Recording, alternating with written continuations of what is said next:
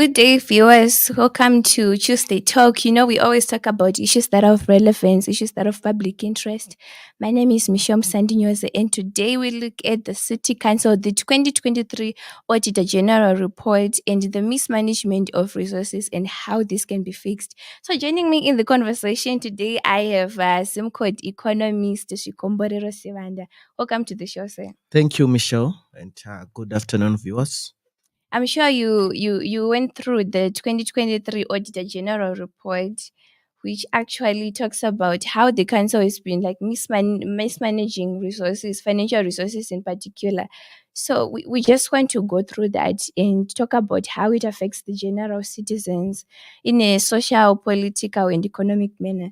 So to start with social justice, we then look at what the council is failing to do. How does the failure to repair like the bulk water system affect the general citizens in Zimbabwe, particularly the Harare community? Thank you, Michelle. Issue is very, very critical because we are saying the report, Auditor General reports, not only this one, but the previous one, they've been highlighting year in, year out that some councils are actually failing to address that issue. And we really know that, for instance, take Harare, we are saying the population is growing. Exactly. Cities, locations are expanding.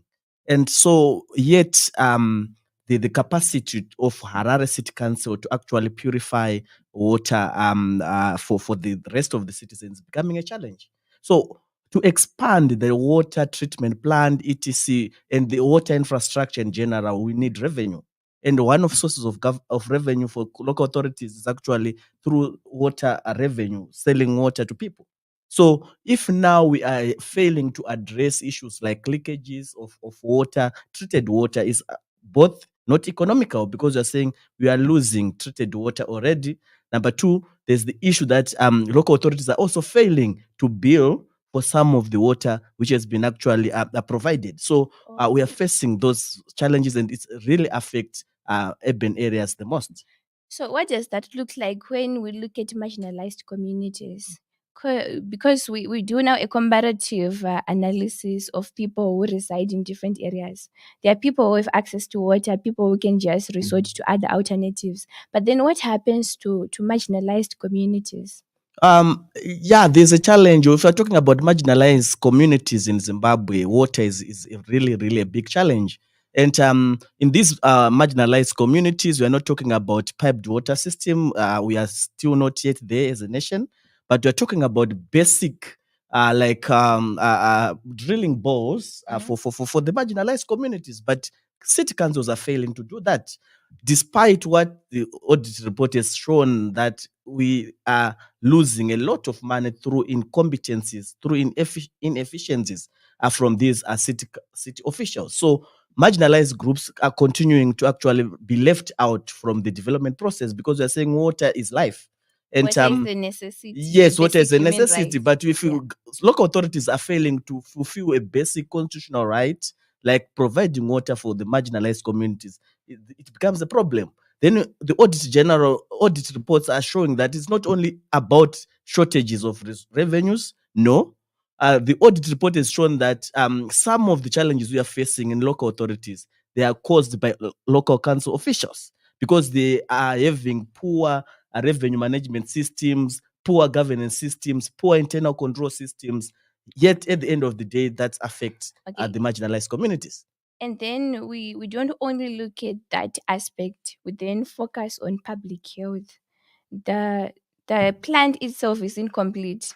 They have been misusing funds, which means channeling those funds to like development for that plant is something that is impossible. So now how does that affect people in general when it comes to their health?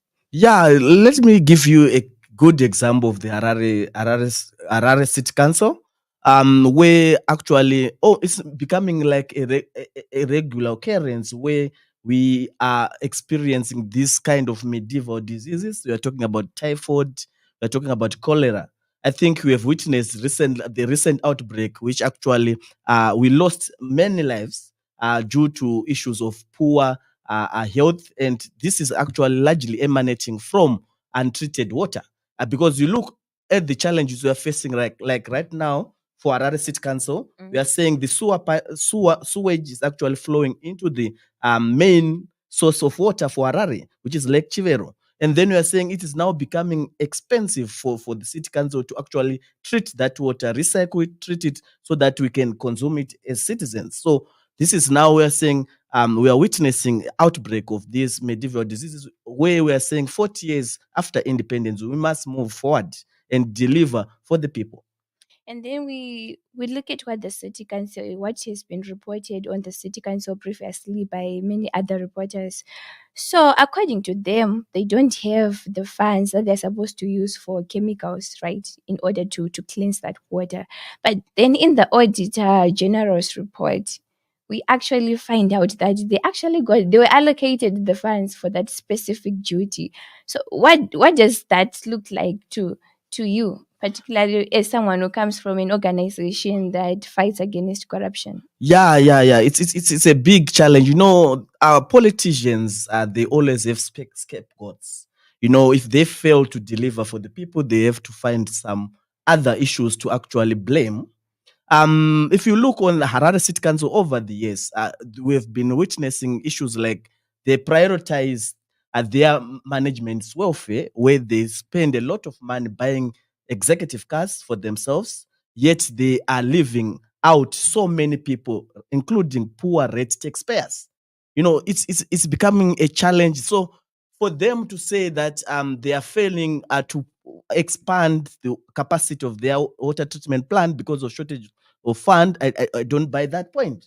Because what we are saying here is the audit is showing us that look at the value which we have lost. If you combine what we have lost, then we can see that no, it's not the challenge of not having the funds, but it's mismanagement of those funds. Earlier on, you spoke about billing. So we then look at like inequality that then exists within different societies. If people are continuously paying tax to the council, but they are not getting the services that they're supposed to be receiving.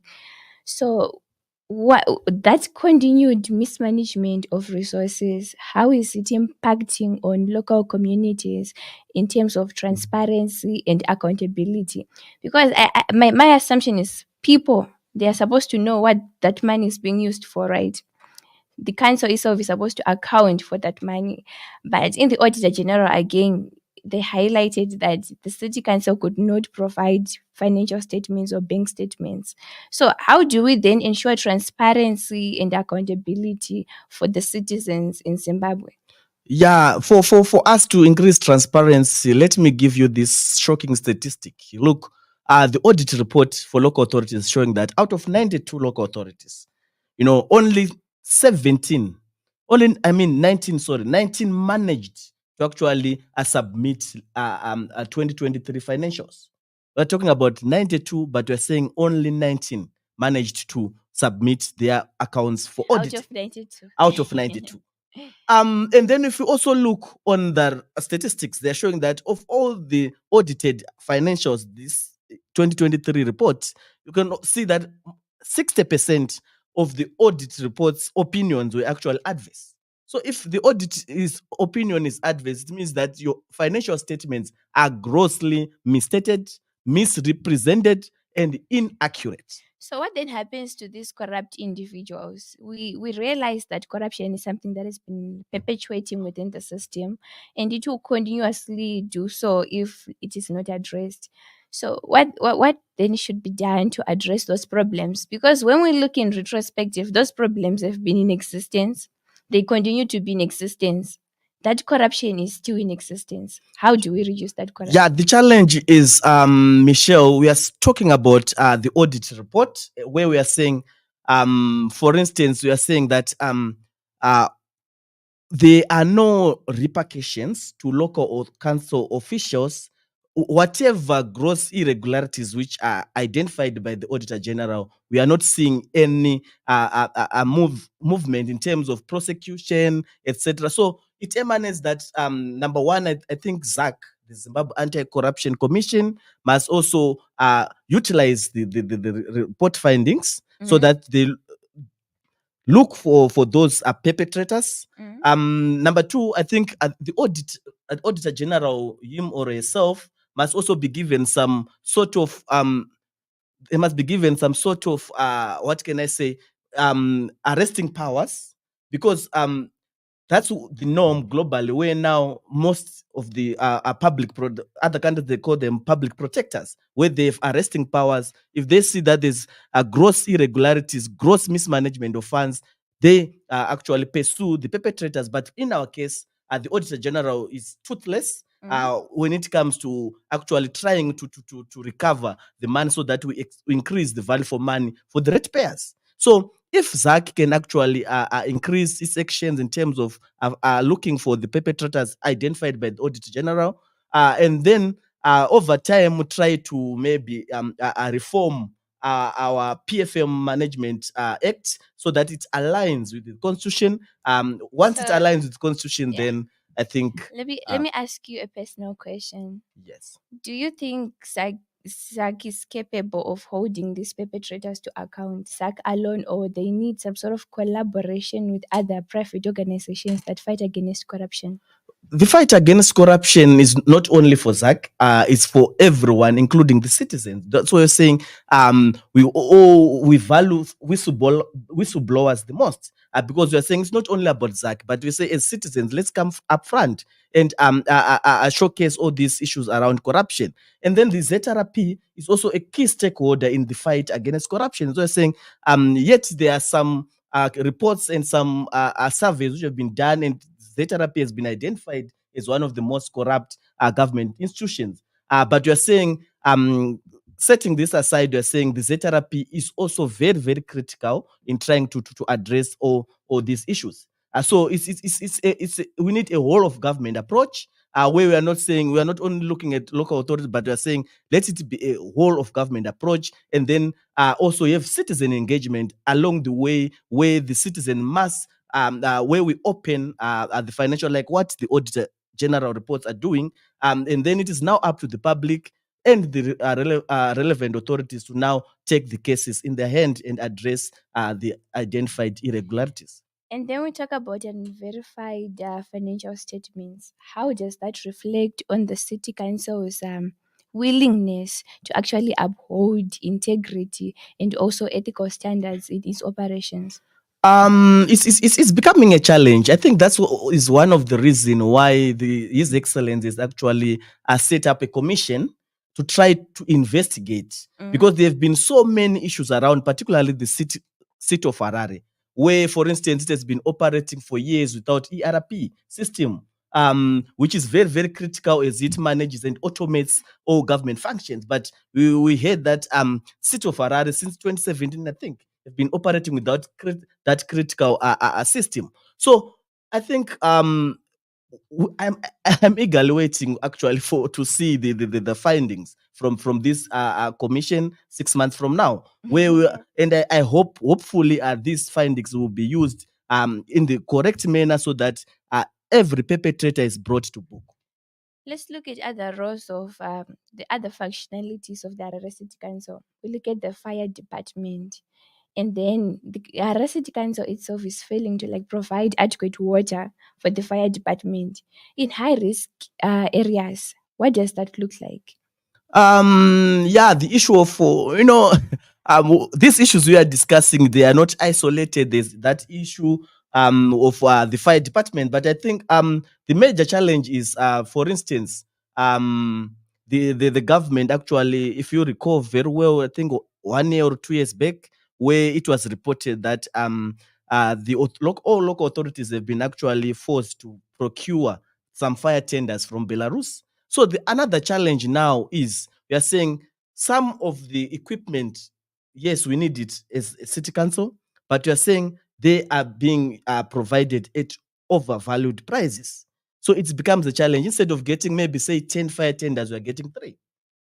Yet in Harare, there are so many issues of fire outbreaks. I have a good case in point in Glenview, where they have that furniture complex, which is a very, very critical complex, which is actually sustaining thousands and thousands of households, informal traders, etc.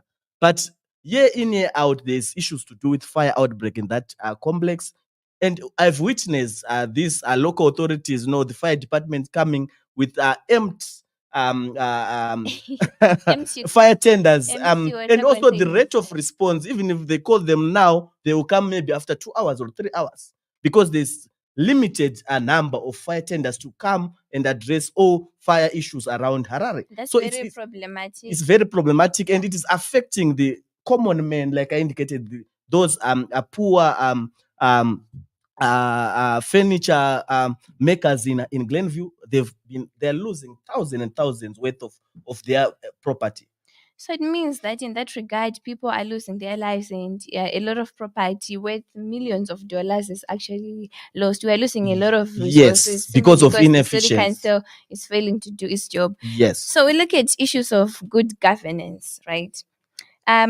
Good governance means that you do what is best for the general public. You have the best interests of people at heart. Now, do you feel like these recurring anomalies within the city council are still going to exist in the future? Because where there's a problem, we ought to have a solution. But then if we still continue to have corruption perpetuating in the city council, and the same individuals being the ones participating in that corruption, it means we are not addressing this issue. And then we look at issues of public interest. For people to actually subscribe, like sort of pay their taxes to the council, simply means they actually entrust it to provide these essential services. So, what do you think should be the scenario in the future between the city council and the general public who are paying taxes to the council? Yeah, the general public, some of them are now not paying their rates because they are complaining that, for instance, we pay for street lighting and we are not getting any street lighting. So and for in future, yes, it's difficult to judge that because the situation in the city councils, local authorities, actually mirrors what is happening in the central government. There's audit report as well, which is showing gross incompetencies in from parastatals, state-owned enterprises, and government ministries. So it means that what we are discussing now for local authorities is just a mirror of what is happening at larger scale from the central government. It's So reflecting what's happening in the bigger yes, system. so if you are talking about the future, that's why I say we need a whole of government approach. By whole of government, I mean local authorities and the central government to come together and try to address these Oh, issues to do I wish we with had more corruption. time, but we're about to wrap up. But your last words. Let's talk about this mismanagement again. I'll continuously emphasize on the mismanagement. How do you think it can be fixed? Like, what's your word to to people who are watching you right now? To fix it's becoming a challenge, but as I said, I think law enforcement agencies and other oversight and monitoring and oversight accountability institutions like parliament, the ZAC, NPA must play a bigger role in trying to address the challenges of corruption in Zimbabwe. Oh, all right, all right. A good day, viewers. Once again, we was talking about issues that are affecting the general public and emanating from the city council, specifically making reference to the 2023 audit report by the auditor general, where it talks about issues of mismanagement of resources. And then we ask what is happening, why are we paying these taxes if we're not getting the services we are supposed to get. And then we also talked about water as an essential need, a necessity, and a basic human right, and how it is something that the city council is failing to provide. With me here in the conversation was Zvikomborero Sibanda from ZIMCODD, and this was Musandinyoze. We're signing out.